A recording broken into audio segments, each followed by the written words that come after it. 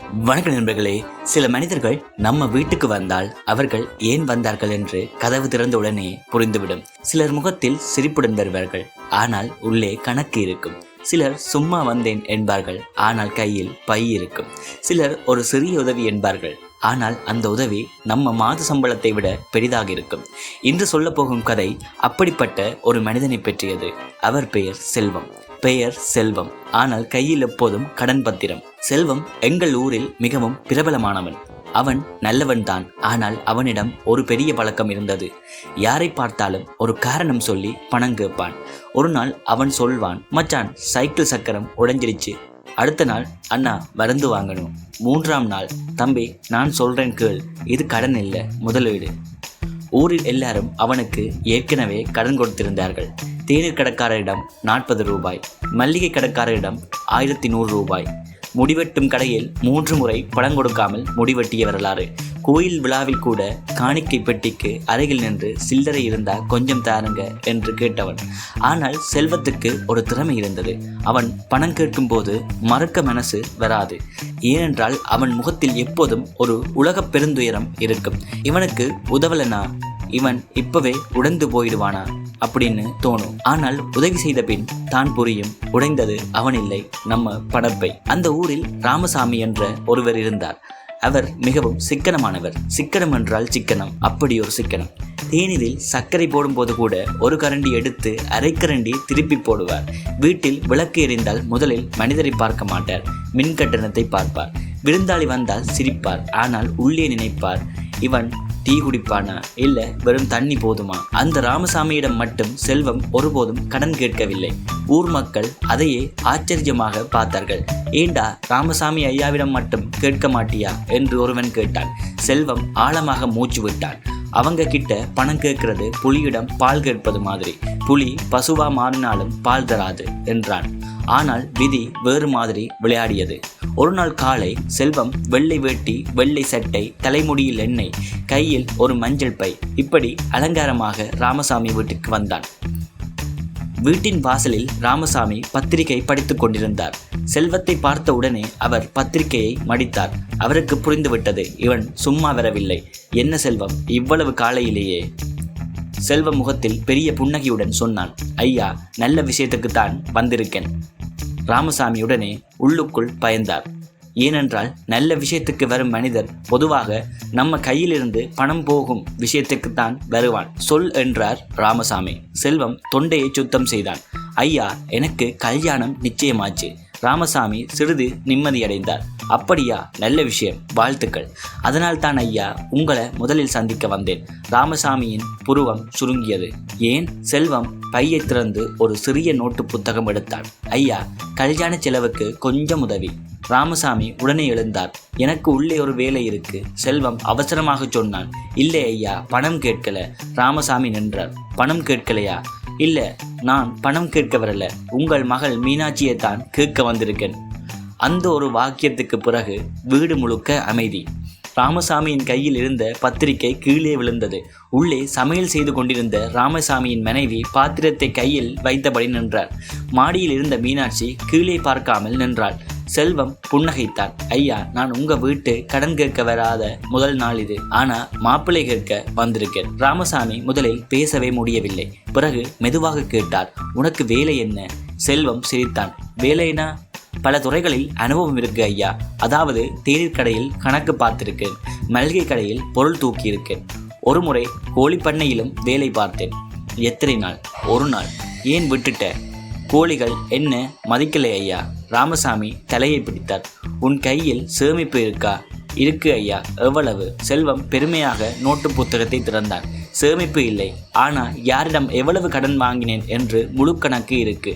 நான் கணக்கான மனிதன் ஐயா. ராமசாமி கோபத்தில் நடுங்கினார். அது பெருமையா? சொல்ற விஷயமா? செல்வம் அமைதியாக சொன்னான். ஐயா, பணம் இல்லாதவன் பொய் சொல்லலாம், ஆனால் நான் பொய் சொல்ல மாட்டேன். எனக்கு கடன் இருக்கு, ஆனால் நான் ஓடலை. எல்லாருக்கும் திருப்பி தரணும்னு எழுதி வச்சிருக்கேன். அந்த நேரத்தில் மேல் மாடியில இருந்து மீனாட்சியின் குரல் வந்தது. அப்பா, அவரை உள்ள வர சொல்லுங்க. ராமசாமி அதிர்ச்சியடைந்தார். உனக்கு தெரியுமா இவன் யார்? மீனாட்சி கீழே இறங்கினாள். அவள் அமைதியாக சொன்னாள், தெரியும் அப்பா. எப்படி? நான் பள்ளிக்கு போகும்போது தினமும் பேருந்து நிறுத்தத்தில் வயதான பாட்டிற்கு இருக்கை பிடித்து வைப்பார். இவர் மழை நாளில் தெருநாய்களுக்கு உணவு வைப்பார். இவர் கடன் வாங்குவார், அது உண்மை. ஆனால் யாரிடமாவது உதவி கேட்டால் வெட்கப்பட மாட்டார். யாராவது உதவி கேட்டால் மறக்கவும் மாட்டார். ராமசாமி முகம் சுளித்தார். அதனால் கல்யாணமா? மீனாட்சி மெதுவாக சொன்னாள். அதனால் உடனே கல்யாணம் இல்லை. ஆனால் கேட்க வந்தவரை அவமானப்படுத்த வேண்டாம். செல்வம் முதல் முறையாக சிரிக்கவில்லை. அவன் தலை குனிந்தான். ராமசாமி அவனை வீட்டுக்கு அழைத்தார். ஆனால் முகம் இன்னும் கடினமாகவே இருந்தது. சரி செல்வம், நீ என் மகளை மணக்க நினைக்கிறாயா? ஆமாம் ஐயா. அப்படியென்றால் 3 நிபந்தனை. செல்வம் உடனே நோட்டு புத்தகத்தை திறந்தான். எழுதி வைத்துக்கிறேன் ஐயா. முதல் நிபந்தனை, 6 மாதத்தில் உன் எல்லா கடன்களையும் சரியான கணக்கில் திருப்பிக் கொடுக்க ஆரம்பிக்க வேண்டும். சரி ஐயா. 2வது, நிலையான வேலை செய்ய வேண்டும். சரி ஐயா. 3வது, இந்த 6 மாதத்தில் என் வீட்டிலிருந்து 1 ரூபாய் கூட கேட்கக்கூடாது. செல்வம் சிறிது யோசித்தான். ஐயா, தண்ணீர் குடிக்கலாமா? அது இலவசம். அப்படி என்ன? சரி. மீனாட்சி சிரிப்பை அடைக்க முடியாமல் உள்ளே சென்றாள். அடுத்த நாள் முதல் ஊர் முழுக்க செய்தி பரவியது. கடன் செல்வம் ராமசாமி வீட்டுக்கு மாப்பிள்ளை கேட்க போயிருக்கானா? தேநீர் கடையில் சிரிப்பு, மல்லிகை கடையில் சிரிப்பு, முடிவெட்டும் கடையில் கூட சிரிப்பு. ஆனால் அந்த சிரிப்புக்குள் ஒரு எதிர்பார்ப்பு இருந்தது. இவன் மாறுவானா? செல்வம் உண்மையிலேயே மாறத் தொடங்கினான். முதலில் அவன் தன் கடன் நோட்டு புத்தகத்தை சுத்தமாக பிரித்தான். யாரிடம் எவ்வளவு, எப்போது வாங்கினேன், எவ்வளவு திருப்பி கொடுக்க வேண்டும்? அவன் ஒவ்வொருவரிடமும் சென்று சொன்னான், நான் ஓட மாட்டேன், மாதம் கொஞ்சம் கொஞ்சமாக தருவேன். சிலர் சிரித்தார்கள். நீயா தரப்போற? செல்வம் சிரிக்கவில்லை.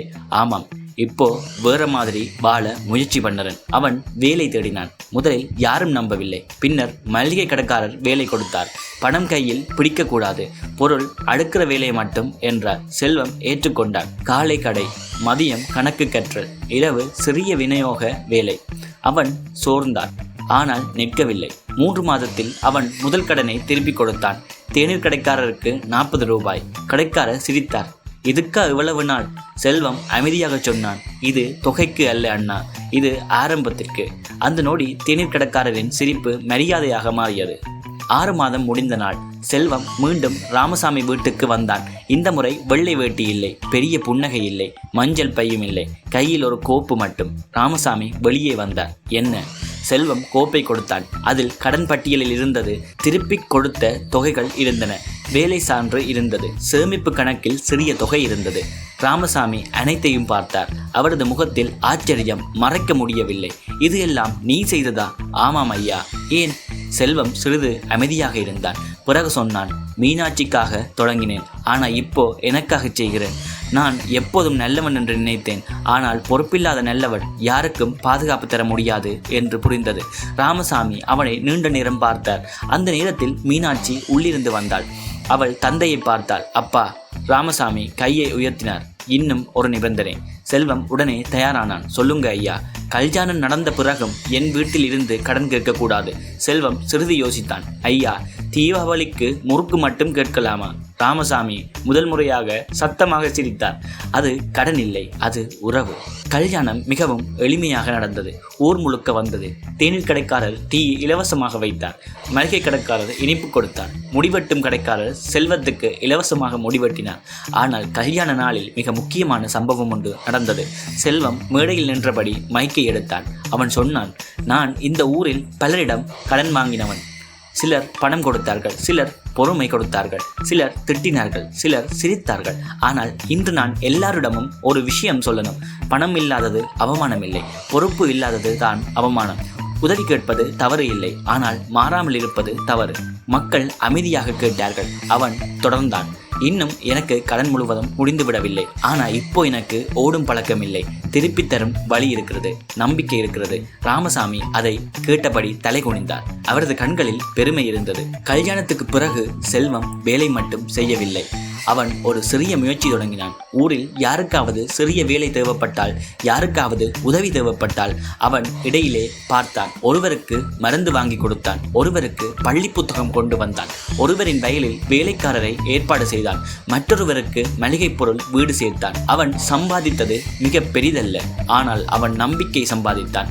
ஒரு நாள் தேநீர் கடையில் பழைய நண்பன் கேட்டான், டேய் செல்வம், இப்போ உன் பெயரை மாற்றணும் போல, கடன் செல்வம் இல்ல, நம்பிக்கை செல்வம் வந்து. செல்வம் சிரித்தான். பெயர் மாற வேண்டாம், மனிதன் மாறினால் போதும். அந்த நேரத்தில் ராமசாமி அங்கே வந்தார். அவர் தேநீர் குடித்தார். கடைக்காரர் பணம் கேட்டார். ராமசாமி பணப்பையை திறந்தார். சில்லறை இல்லை. அவர் செல்வத்தை பார்த்தார். செல்வம் உடனே புரிந்து கொண்டான். ஐயா, நான் தரட்டுமா? ராமசாமி முகம் சுளித்தார். இது கடன் இல்லை, நாளைக்கு தர்றேன். தேநீர் கடை முழுக்க சிரிப்பு. செல்வம் அமைதியாக பணம் கொடுத்தான். சரி ஐயா, ஆனால் நான் நோட்டு புத்தகத்தில் எழுதிக்கிறேன். ராமசாமி அவனை பார்த்தார். பிறகு இருவரும் சேர்ந்து சிரித்தார்கள். நண்பர்களே, இந்த கதையை சிரிப்புக்காக மட்டுமல்ல, நம் வாழ்க்கையில் பல செல்வங்கள் இருக்கிறார்கள். சிலர் பணம் கேட்கிறார்கள், சிலர் நேரம் கேட்கிறார்கள், சிலர் நம்பிக்கை கேட்கிறார்கள். ஆனால் உண்மையான கேள்வி அவர்கள் என்ன கேட்கிறார்கள் என்பது இல்லை, அவர்கள் மாற தயாரா என்பதுதான். ஒரு மனிதரிடம் குறைகள் இருக்கலாம், கடந்த காலத்தில் தவறுகள் இருக்கலாம், மக்கள் அவனை பற்றி சிரித்திருக்கலாம். ஆனால் ஒரு நாள் அவன் தன் தவறை நேராக பார்த்து இனிமேல் நான் மாறப்போகிறேன் என்று முடிவு செய்தால் அந்த நாள் அவனுடைய புதிய பிறந்த நாள். உதவி கேட்பது தவறில்லை, ஆனால் பொறுப்பு ஏற்காமல் உதவி கேட்பது தவறு. நல்ல மனம் இருப்பது போதாது, அதோடு நல்ல பழக்கமும் வேண்டும். அன்பு மட்டும் போதாது, அதோடு நம்பிக்கையும் வேண்டும். கனவு மட்டும் போதாது, அதோடு கணக்கும் வேண்டும்.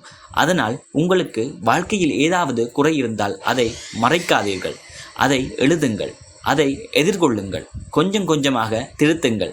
ஒரு நாள் மக்கள் உங்களை பழைய பெயரில் அழைத்தாலும் உங்கள் வாழ்க்கை புதிய பதில் சொல்லும். கடன் செல்வம் கூட நம்பிக்கை செல்வமாக மாற முடிந்தால் நாம் ஏன் மாற முடியாது? நன்றி.